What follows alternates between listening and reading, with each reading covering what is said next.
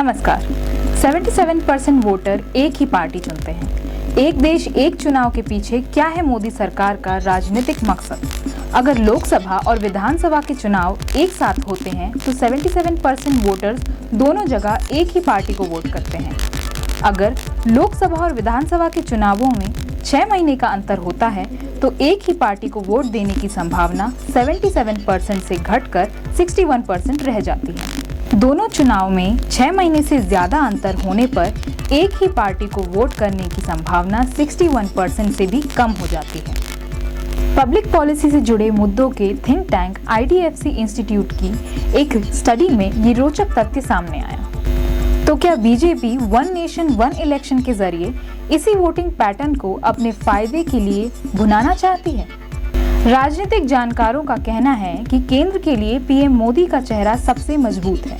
अगर लोकसभा के साथ विधानसभा के चुनाव भी होते हैं तो इसका फायदा बीजेपी को मिल सकता है, खासकर यूपी, मध्य प्रदेश, राजस्थान जैसे काऊ बेल्ट वाले राज्यों में।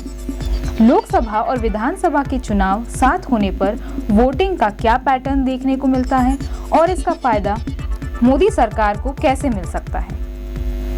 लोकसभा और विधानसभा का चुनाव साथ होने पर वोटिंग का क्या पैटर्न देखने को मिलता है और इसका फायदा मोदी सरकार को कैसे मिल सकता है? एनालिसिस में 2004, 2009, 2014 और 2019 में एक साथ हुए लोकसभा और विधानसभा के चुनाव को शामिल किया गया है। 2004 लोकसभा और विधानसभा चुनाव वोटिंग का पैटर्न।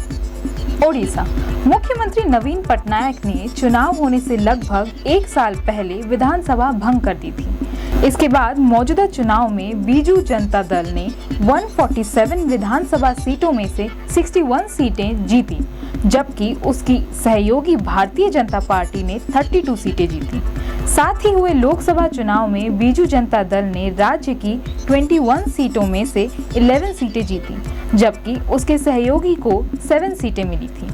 कर्नाटक विधानसभा चुनाव में बीजेपी 224 में से 79 सीटों के साथ सबसे बड़ी पार्टी बनकर उभरी थी। कांग्रेस को 65 सीटें और जनता दल सेक्युलर को 58 सीटें मिली और उन्होंने गठबंधन सरकार बनाई। इसी समय हुए लोकसभा चुनाव में भी यही पैटर्न देखने को मिला। भाजपा ने 28 में से 18 सीटें जीती, जबकि कांग्रेस को 8 और जनता दल सेक्युलर को 2 सीटें मिली। आंध्र प्रदेश IAS राजशेखर रेड्डी की लोकप्रियता ने कांग्रेस को राज्य और राष्ट्रीय स्तर पर जीत दिलाने में मदद की। 294 विधानसभा सीटों में से कांग्रेस पार्टी को 185 सीटें मिली। तेलुगु देशम पार्टी जो एक दशक से राज्य की सत्ता में थी, उसे सिर्फ 47 सीटें मिली।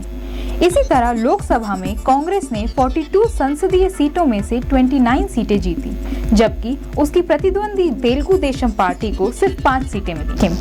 सिक्किम में पवन कुमार चामलिंग के नेतृत्व में सिक्किम डेमोक्रेटिक फ्रंट की सरकार दोबारा सत्ता में आई। सिक्किम डेमोक्रेटिक फ्रंट ने 71.1% वोट्स के साथ 32 विधानसभा सीटों में से 31 सीटें हासिल करके आसानी से सत्ता बरकरार रखी।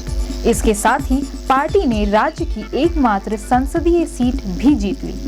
आंध्र प्रदेश वायएसआर कांग्रेस ने 175 में से 151 सीटें जीतकर बहुमत हासिल किया।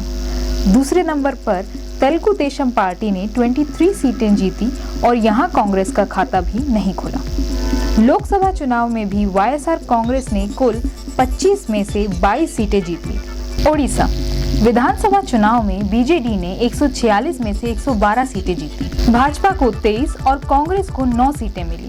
लोकसभा की 21 सीटों में बीजेडी ने 12 और बीजेपी ने 8 सीटें जीती। कांग्रेस एक भी सीट नहीं जीत सकी।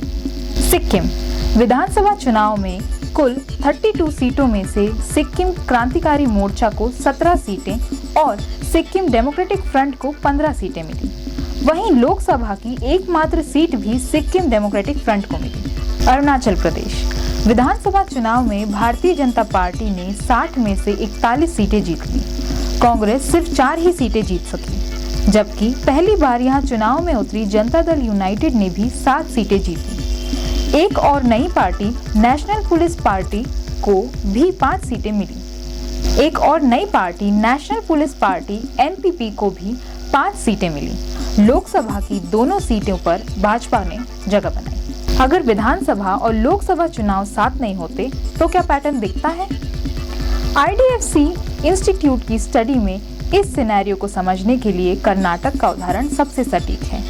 कर्नाटक में 1999 और 2004 के विधानसभा चुनाव लोकसभा के साथ हुए, जबकि 2009 और 2019 के चुनाव 6 महीने से ज्यादा के गैप में हुए। 1999 के चुनाव में 74% निर्वाचन क्षेत्रों में एक ही पार्टी के उम्मीदवार जीते।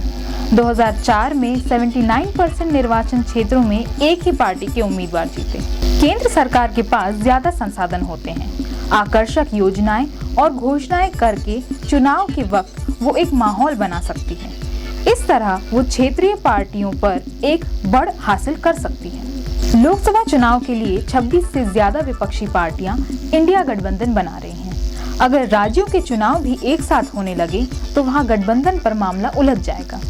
उदाहरण के लिए अरविंद केजरीवाल दिल्ली में किसी और पार्टी के साथ अपनी शक्ति का बंटवारा क्यों करेंगे, या ममता पश्चिम बंगाल में ये क्यों करेगी? विपक्षी एकता में इस फूट पड़ने का फायदा बीजेपी को मिल सकता है।